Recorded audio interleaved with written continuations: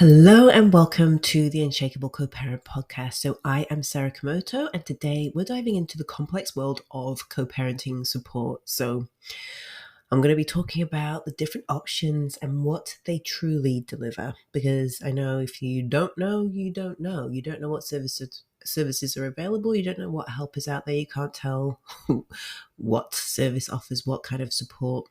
So you can't distinguish them completely. So as beautiful mamas navigating this journey, making the right choice is absolutely crucial. No matter where you are on your journey, it's absolutely crucial. So let's dive right in together.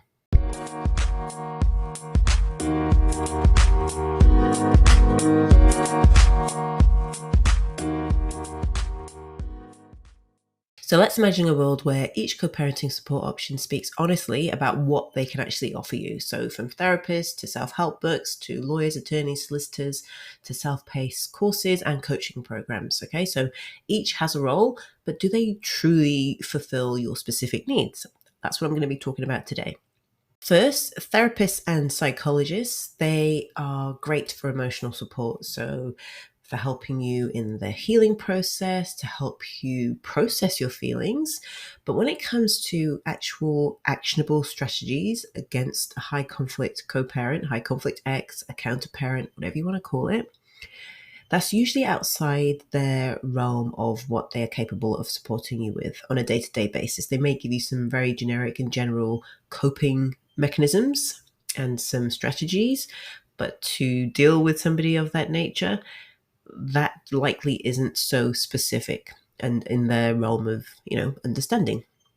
So understanding your feelings is one thing, but turning them into practical steps in your life, in your day-to-day life, when your co-parent is blowing up your phone, screaming at you down the phone, still trying to control you, talking shit to your children to try and break your relationship, trying to break the trust, that is another story that a therapist or psychologist or counselor may not be able to help you with. So now we're going to go to books or courses. Now, there is nothing wrong with a self-help book. There is nothing wrong with a course. Everything has a time and a place, I feel. What we need to look at is information versus transformation. So there is a whole gamut of information out there. You can Google anything and you can find an answer, or 10, 20, 30 answers to it, and then come up with your own answer from that if you can be bothered. But in the world of books, they are affordable, they are super insightful, especially if they are written well, and they can help you navigate and understand what you've experienced, and help you deal with maybe some unpredictable tactics from your co-parent, but only to a point, because it's information in a book. And that's if you pick the book up and actually turn the pages. That's the first thing. The second thing is that if you actually pick the book up, turn the pages, and implement the strategies in your day-to-day life. So you need to integrate what you learn. And I think that's a lot of what is missing. A lot of women come to me and say, I've been doing X, I've been doing Y, I've been doing Z, but they haven't fully integrated it into their day-to-day life and implemented the strategies. Knowing about a strategy is not the same as implementing it, and not just implementing it once or 5 times or 10 times. It needs to be something, in my opinion, that is embodied. This has been my experience. And also for me, I'm a perpetual learner. I'm always signing up for programs, courses, self-study, whatever it may be in the areas of interest for me. And I'm always progressing, always evolving, always growing. But that's just me. I like doing that. And I can actually implement things myself, only if I want to, and if I find value in doing so. But it's often up to you to interpret the book, first of all, in the right way in which it's intended, and then apply those general tips to your unique situation, which isn't always straightforward. There's a lot of fear that comes up. We can read one thing and go and apply it, but it's not actually what was intended, and you don't get the outcome that you want, and then you're going to conclude that it doesn't work. And I'm only saying that because I've had experiences with books. A lot of women come to me and say, I've done a course, I've read a book, I've read all the self-help books. Yeah, reading them is fine. You have a lot of information. Did you apply anything to your everyday life? Were you consistent? Did you pivot when you needed to? Did you have somebody guiding you along the way so that if this thing didn't work, you had a backup plan? And then a backup plan of the backup plan, and the next step and the next step. Books are not tailored to your specific situation, but they are full of information, which, information is good, but it doesn't do anything. It doesn't change your life unless you go and apply and integrate into your life. And why people fall off the wagon of doing that, because it seems easy to read a book. We understand it intellectually, but we fall off because we have lives, we have children, we get distracted, we have work commitments. We are not consistent in what we're doing. Okay, so that's on books. Now, a self-study course, it can promise you, structure, but without real-time support. So there's a risk of misinterpreting, like the self-help book, misinterpreting what you're actually reading and learning, especially in high conflict situations where precise strategies are key, because, your situation is not cookie cutter. Your situation is unique. However, a self-study course is great to understand concepts, but you need to be able to interpret them in the right way, in the way that they're intended, and then go and apply those strategies. But then where's your benchmark for is this working, is this not working? There's no guidance and support with a self-paced course. Okay, which is fine if you feel you don't need that. But I would be interested to know how that works for you and how that has been working for you.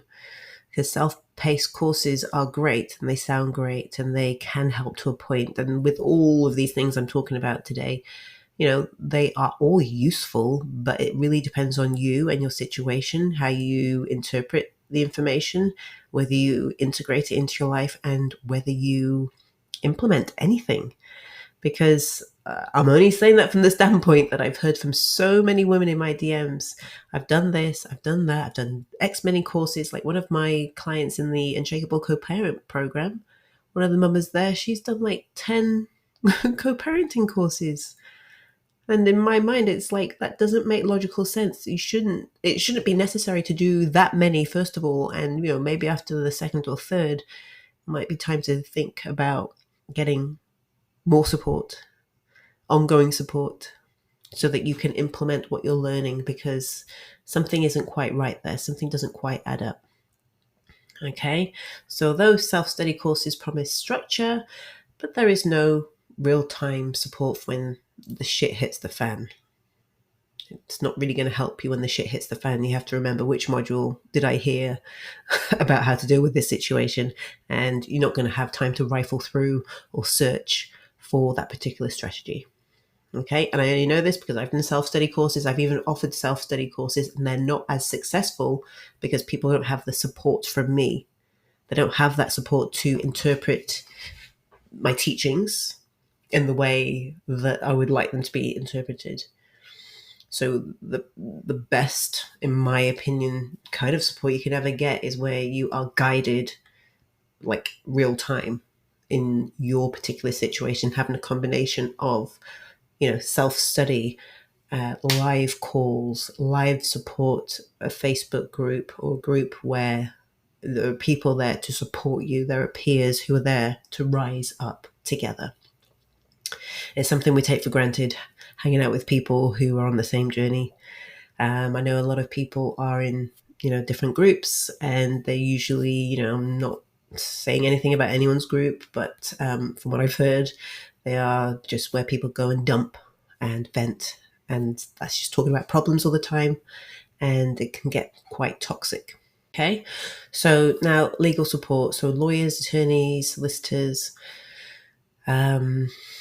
they are your legal champions in court. Like, they will support you. They know the law. That is their job. That is their role, to interpret the law for you and to represent you. But often their focus is based on standard legal outcomes rather than nuanced daily struggles you face in your specific co-parenting situation. When I say co-parenting, it's always high conflict, toxic, narcissistic, abusive, whatever it may be. So the emotional roller coaster that, the constant disruptions that you're experiencing, these aspects often fall outside the scope of your legal team. You can go and send them and use them for your emotional support and ask them how to deal with X, Y, Z, but it's going to cost you by the minute. And it gets very costly very quickly if you use them in a way that they are not meant to be used, so not using them efficiently. That's what I'm trying to say there. Okay, so they can interpret the law, and there is a place for, obviously, a legal team, a lawyer, attorney, solicitor. It's a bit difficult to go through these situations without any kind of support in that way. Not impossible, but they are not there. It's just understanding what kind of support is going to help me with what kind of goal I have, like which outcome do I want, and then who do I go to, where do I go to, because we don't know everything, and we also don't know what we don't know. So we need to be able to look at, okay, I want to achieve X, Y, Z. Where can I get the help? Who knows how to do that?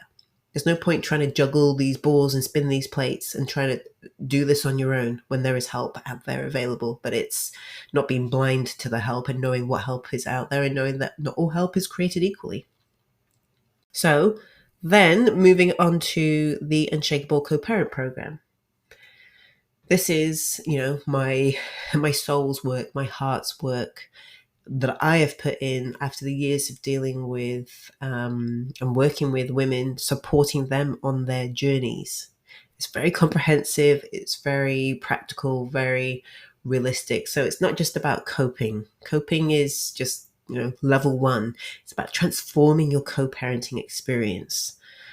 Okay, nobody has goals for co-parenting. It's not something like, oh, I aspire to be this kind of co-parent. No, it's just the situation you're thrown into, and we just need to deal with it and carry on and live our lives as best we can, despite and regardless of the fact you have a co-parent that you have, and despite and regardless of what gets thrown your way, whether you're sent to court every 5 minutes, whether your kids are always coming back from the other parent's house and you struggle with transitions or trying to regulate.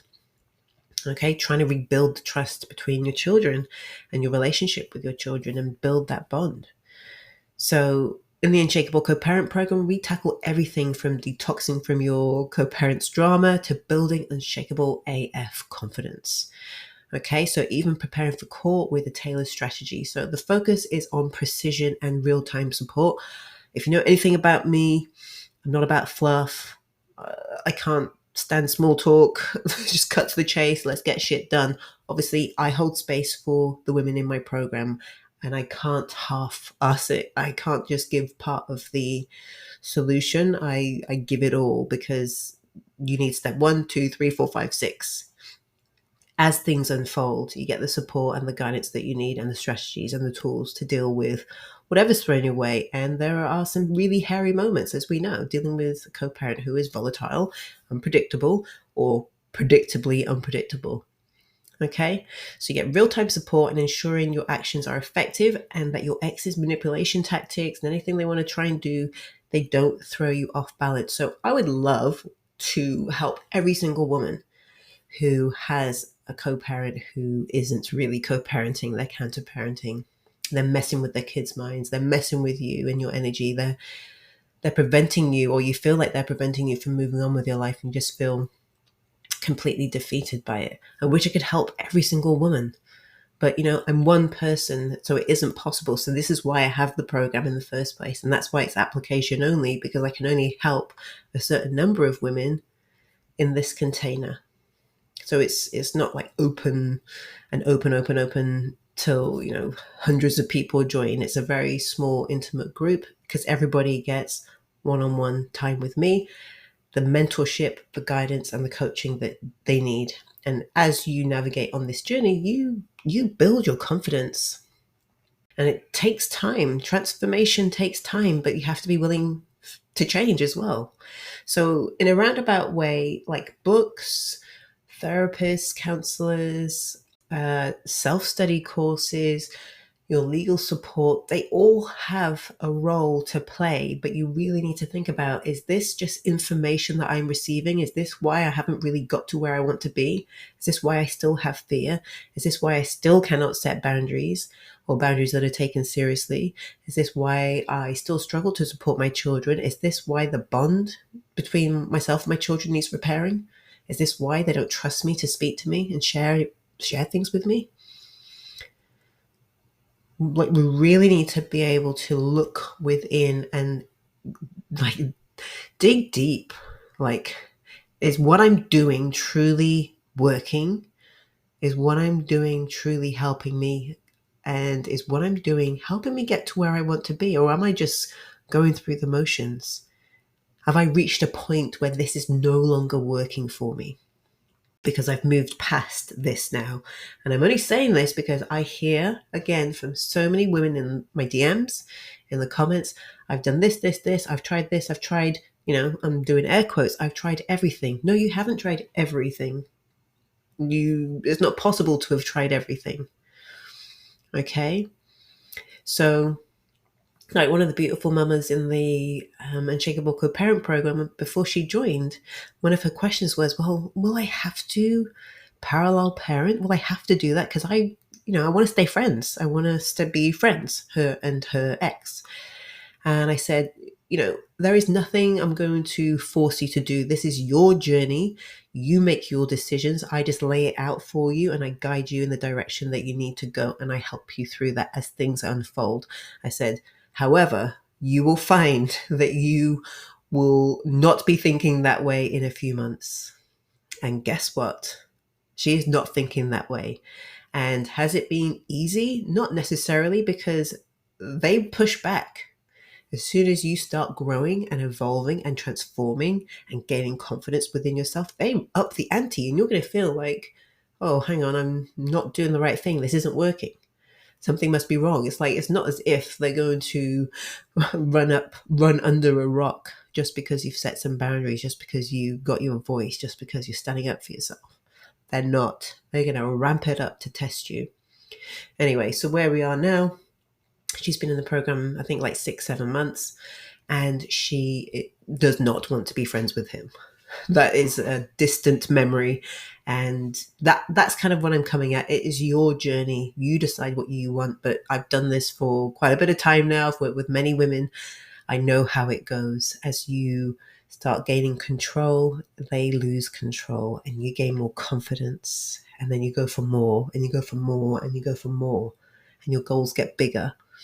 Then all of a sudden, it's nothing to do with co-parenting. It's about you living your life, being your best self for your children. Children get to witness that as well. And then you have the tools and the guidance and support and healthy coping skills to then teach your children. They will witness that.